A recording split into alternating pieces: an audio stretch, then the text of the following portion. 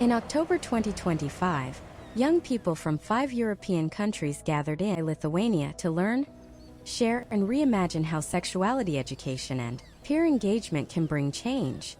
On the first day, what we needed to do is to make them a team and to know each other, to know themselves, to see what their strengths are. Yeah, so basically first day was very important in order to create safer space for them to discover, able to challenge themselves, like to go out from the comfort zone and learn something new that they could bring back to their own country, and while giving peer-to-peer education activities to their peers. And that's why we use the non-formal education methods, for them to show what kind of methods they can use when they will go to their peers, and they can just copy and paste.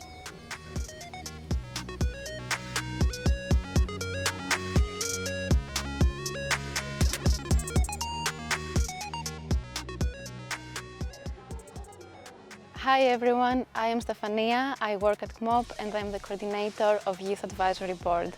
My session, I would describe it as something practical and theoretical at the same time, because I tried to explain to the young people what would be their role in the project, and at the same time with the responsibility that they will have. And we did some activities to acknowledge their skills and fit it in the project, and we created also the values for the group.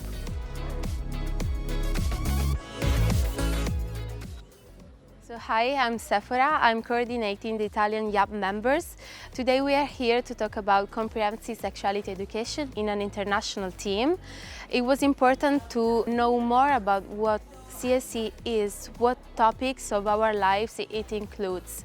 This means that we talked about consent, morality, stereotypes, gender stereotypes, but also human rights, body awareness, sexual health, how these parts of our lives are really interconnected, how respect needs to be exchanged and put into our relationships.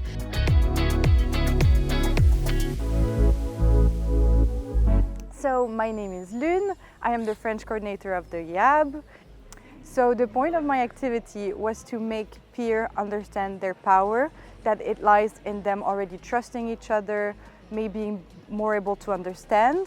So for this, I tried to give them tools on how to continue building on those trusts, how to create safe spaces, how to actively listen and to be heard, but also how to react when somebody gives you a difficult testimony.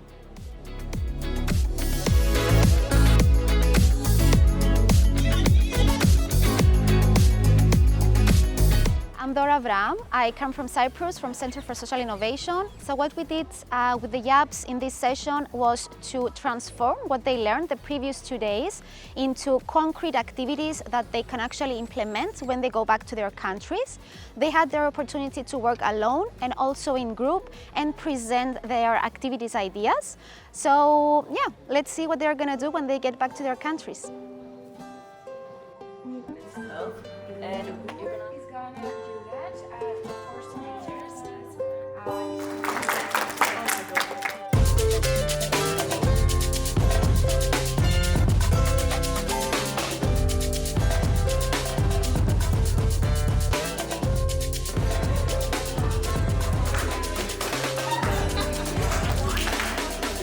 If I had to describe this project in one word, would be stimulating.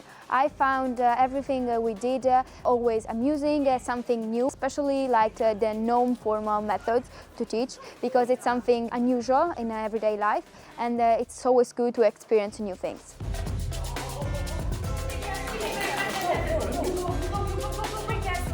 Something that I found really interesting here was that the last day we brainstormed about how we can implement what we learned back to our countries. One idea I would bring from the camp to my community is that even if we have different cultures, we are all the same. All the situations that we are struggling with today, people from the other side of the world lived it, and they went through it, and they gave us advices that we can go home with and practice. So something that I would take back to school would be active listening. A lot of people have trouble with that, so I would like to help them, because also not everyone stands up for talking. So from this, I hope not only young people but also adults will be able to understand the importance of the topic, since we're in an ever-growing society, and generally the world climate is getting more active on education, especially on sexual education. And I really truly hope that we can spread this message and we can all have an educated society.